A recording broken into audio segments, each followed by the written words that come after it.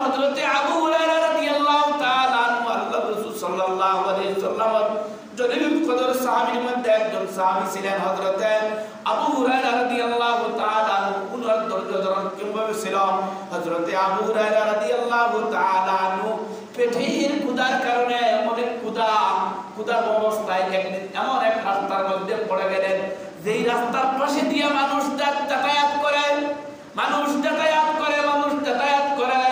হযরতে আবু হুরায়রা রাদিয়াল্লাহু তাআলা আনহু ইচ্ছা ছিল যে আমি ওই রাস্তার মধ্যে যদি বসে থাকি, পড়ে থাকি, তাহলে কেউ আমাকে জিজ্ঞাসা করবে আর আমি ওই ব্যক্তিকে বলবো আর আমাকে কিছু খাবার দিবে, আমার জানটা রক্ষা করে দিব। হযরতে আবু হুরায়রা রাদিয়াল্লাহু তাআলা আনহু রাস্তার মধ্যে শুয়ে পড়ছেন। পেটের ক্ষুধার কারণে কি করবেন মানুষ যাতায়াত করতেছে, কেউ কথা বলতেছে না। হঠাৎ দেখলেন হযরতে আবু বকর সিদ্দিক রাদিয়াল্লাহু তাআলা আনহু পাশ দিয়ে যাইতেছেন। আবু বকর সিদ্দিক রাদিয়াল্লাহু তাআলা আনহু আবু হুরায়রা রাদিয়াল্লাহু তাআলা আনহু কোরআনে কারীমের একটি আয়াত জিজ্ঞাসা করলেন। আয়াত জিজ্ঞাসা করার অর্থ হলো আবু বকর আবু হুরায়রাকে যাইতে বাসায় নিয়ে যাবেন, বাড়িতে নিয়ে যাবেন আর কিছু খাওয়ান দিবে, কিন্তু আবু বকর তো সাথে নিয়ে যান না। আবু বকর কিভাবে নিয়ে যাবে? আবু বকরের বাসায় তো কিছুই নাই হইতে পারে। এর কিছুক্ষণ পরে হযরতে উমর ইবনে খাত্তাব রাদিয়াল্লাহু তাআলা আনহু আসলেন। হযরতে উমর ইবনে খাত্তাব রাদিয়াল্লাহু তাআলা আনহু আর হযরতে আবু হুরায়রা আমার একটি আয়াত জিজ্ঞাসা করলেন, কোরআনে কারীমের একটি আয়াত। সাহাবা কেরামের তো মহব্বত ছিল আল্লাহ এবং রাসূলের আর কোরআনের সাথে মহব্বত। আবু হুরায়রা রাদিয়াল্লাহু তাআলা আনহু ওমর রাদিয়াল্লাহু তাআলা আনহুকে জিজ্ঞাসা করলেন, ওই আয়াতটা ভাই কোথায়? ওমর রাদিয়াল্লাহু তাআলা আনহু এর মধ্যে কোনো কান দেন নাই, এর মধ্যে কোনো খেয়াল দেন নাই। ওমর রাদিয়াল্লাহু তাআলা আনহু আবু হুরায়রা রাদিয়াল্লাহু তাআলা আনহুকে সাথে নিয়ে যান না। আবু হুরায়রা ক্ষুধায় রাস্তার মধ্যে চটপট করতেছেন।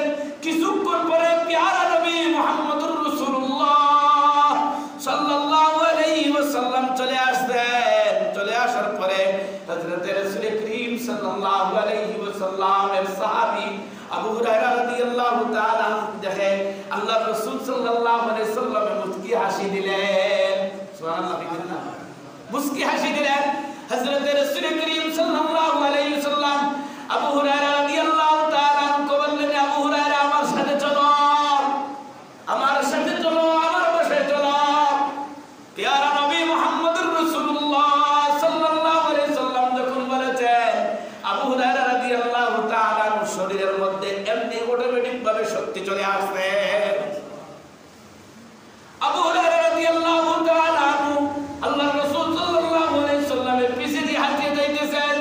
যখন বাসায় গেলেন, বাসায় গিয়ে ঢুকলেন, আল্লাহর রাসূল সাল্লাল্লাহু আলাইহি ওয়াসাল্লাম বাসায় গিয়ে ঢুকে দেখেন টেবিলের মধ্যে এক পেয়ালা দুধ তোয়া। সুবহানাল্লাহ। কারণ আল্লাহর রাসূল সাল্লাল্লাহু আলাইহি ওয়াসাল্লাম বাসার মধ্যে কিছুই ছিল না, এক পেয়ালা দুধ দেখে আল্লাহর রাসূল সাল্লাল্লাহু আলাইহি ওয়াসাল্লাম বললেন, এই দুধের পেয়ালা কে দিয়েছে?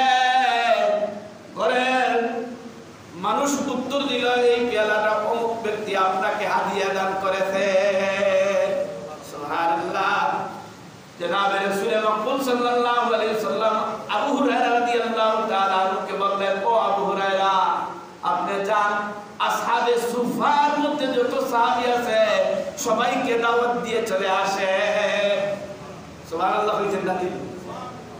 আবু হুরায়রা রাদিয়াল্লাহু তাআলা আনহু মনের মধ্যে কল্পনা হলো, আমার ক্ষুধায় আমি জানতে পারতেছি না, আমি তো সবচেয়ে বেশি হক ছিলাম, আমার তো সবচেয়ে বড় অধিকার ছিল আল্লাহর রাসূল সাল্লাল্লাহু আলাইহি ওয়াসাল্লামকে আমাকে না পান করাইয়া আল্লাহর রাসূল সাল্লাল্লাহু আলাইহি ওয়াসাল্লামে আসহাবে সুফার সব সাহাবীদেরকে দাওয়াত দেওয়ার জন্য বলতেছেন, কি করব?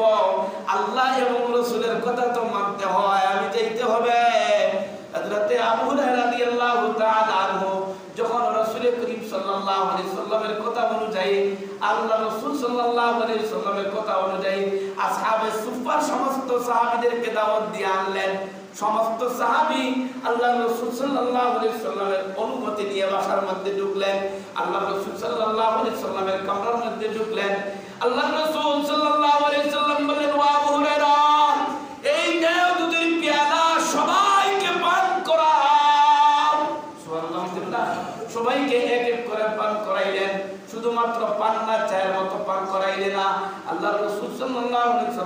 বলতেছেন যে সবাইকে পেট ক্ষুধা নিবারণ করে এমন ভাবে পান করাইলেন।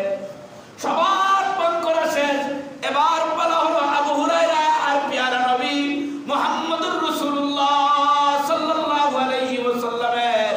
আল্লাহর রাসূল সাল্লাল্লাহু আলাইহি ওয়াসাল্লাম বলেন, ও আমার আবু হুরায়রা, এখন তুমি পান করো। আবু হুরায়রা পান করলেন।